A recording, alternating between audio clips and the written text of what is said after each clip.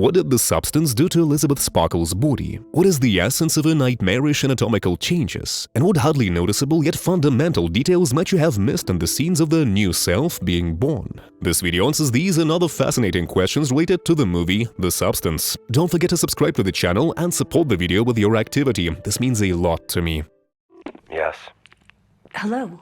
I'd like to order. Elisabeth Sparkle dedicated her life to a brilliant career as a fitness TV show host. But one day, the thing she seemed to fear most happens. She turns 50. After accidentally overhearing a phone call of her TV producer, she realizes he's decided to replace her with a younger woman. This sends Elisabeth into a spiral of stress disorders, leading to a moment of destruction on the road that causes a severe car accident. But Elisabeth is unharmed. A male nurse, whose appearance perfectly fits the art house body horror aesthetic, inexplicably examines her spine, telling her that she's a perfect candidate. Though for what exactly, Elisabeth doesn't yet know.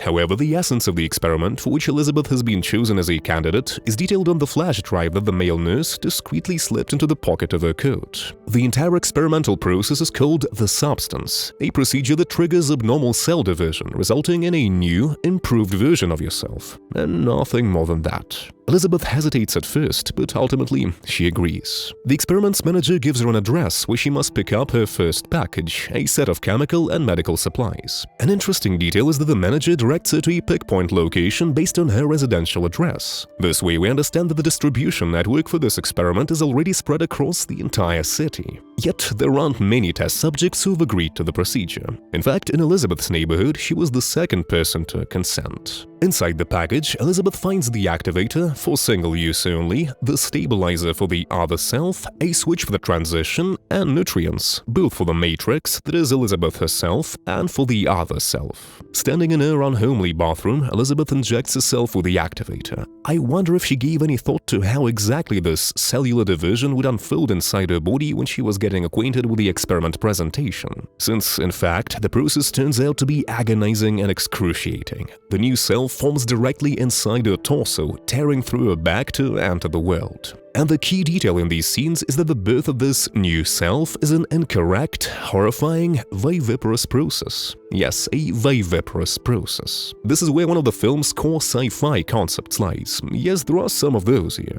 The point is that the activator has reconfigured Elisabeth's reproductive biology, making this twisted, viviparous act natural for her now. After all, the massive scar on her back, which opens the way for her new self, is quite even. It's all an allegory for normal, natural childbirth. But no matter how natural this process becomes for Elisabeth's physiology, she dies after giving birth to her new self, who calls herself Sue.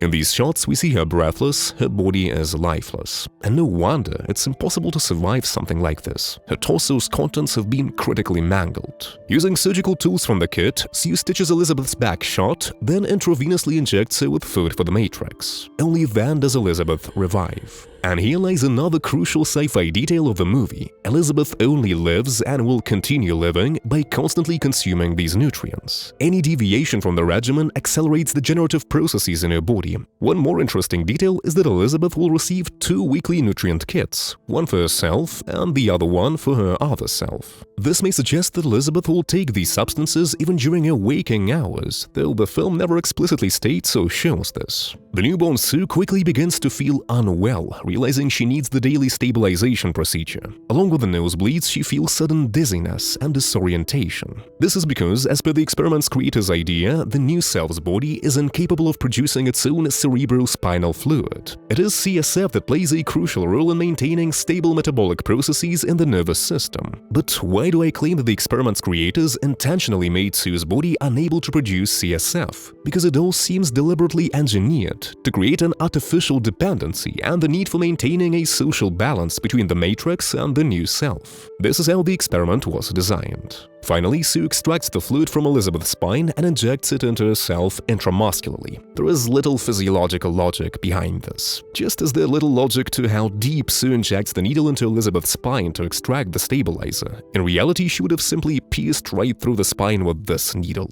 But let's write it off as artistic license, which this sort of uncomfortable art house body horror is entitled to.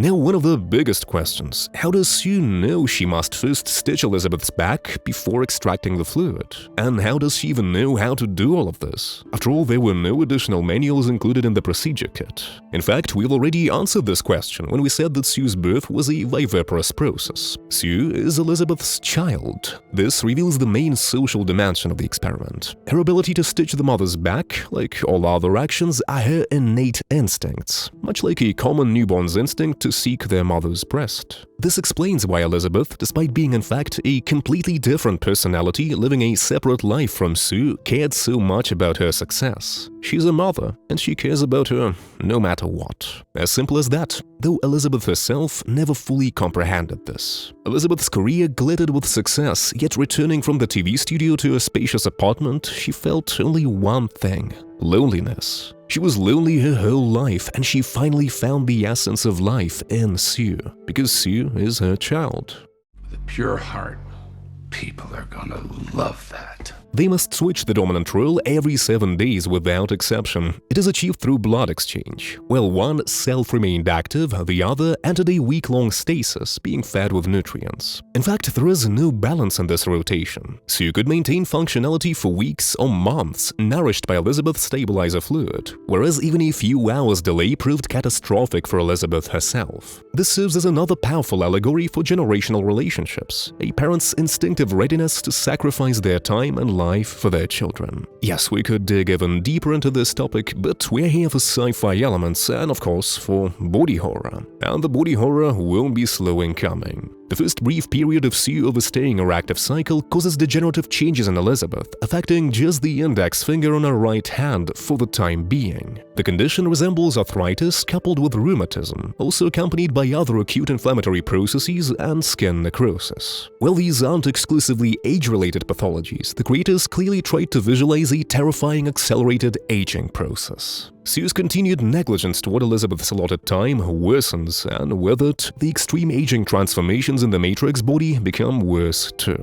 The next major degenerative outbreak will target Elisabeth's left leg. Her knee will be completely locked due to its awful deformation. But then, Sue neglects Elisabeth's time for 3 complete months. Neither the festering of the stabilizer extraction point nor the decay odor have stopped Sue. She only became concerned when she noticed that the fluid from Elisabeth's spine had become contaminated with decay byproducts. The experiment manager tells her by the phone that the Matrix needs to be rebooted to restart the stabilizer production, meaning she has to wake Elisabeth. And then the creepiest, in my opinion, scenes of the film follow. What Elisabeth has become after prolonged Matrix nutrient consumption is not just a set of extreme geriatric pathologies, among which we can observe, for example, senile kyphosis, that is, spine deformation. You might wonder, how will Elisabeth, having turned into all of that, be able to demonstrate agility and even physical strength shortly? These aren't solely metaphors in the film. There's a certain sci-fi sort of sense in these scenes. Elisabeth's body has undergone a series of mutations, transforming her into a completely new organism, or rather a different form of life. Her physiology is still changing. She's not helpless in these scenes. Instead, they show a creature just learning to walk. After Elisabeth requests a means to liquidate Sue from the manager, she can't bring herself to kill her own daughter.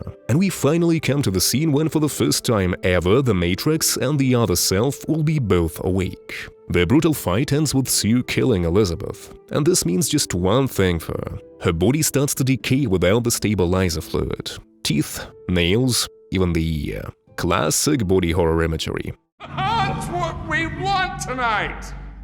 Sue recalls that some activator was left after Elisabeth's first injection, and it is here that the film delivers its stark warning: when medication states single use only and must be disposed after application, you better do exactly that. And if the medication is contraindicated, don't even try to take it. In Sue's case, it's clearly contraindicated, since actually she's not fully human at this point, and her body is in the state of decay now. What emerges from Sue's body becomes mainly an allegory for a fetus absorbing every possible genetic abnormality, magnified through some nightmarish logic. And here it's primarily the parents' fault, who overused something that definitely should not have been overused. Alyssa's Sue monster is a horrific conjoined twin, where a shared nervous system gave Elisabeth nothing but constant agony. agony. This is a monster in which an eye socket is a part of the digestive tract, and we can be sure that this is merely the tip of the iceberg. Alyssa Sue represents cellular chaos, yet ironically also evolution, since this creature is able to regenerate. Nevertheless, evolution did not intend for this creature to have a long life cycle. I'll not discuss the final scenes of the film in this video. Until this point, the film maintained a perfect balance between sci-fi body horror and conceptual allegory. At the end, the story becomes completely surrealistic. That's why the final scenes of the film seem somewhat artistically disjointed from the main narrative, at least for me as a viewer. Though this is just my subjective opinion related to the things I've discussed in this video. Comment what you think about it. One way or another, The Substance is not the story of abnormal cell division. It's a story telling us that all that remains of anyone is biological material. If you enjoyed this video, subscribe to the channel and support it with your activity. This means a lot to me. Bye.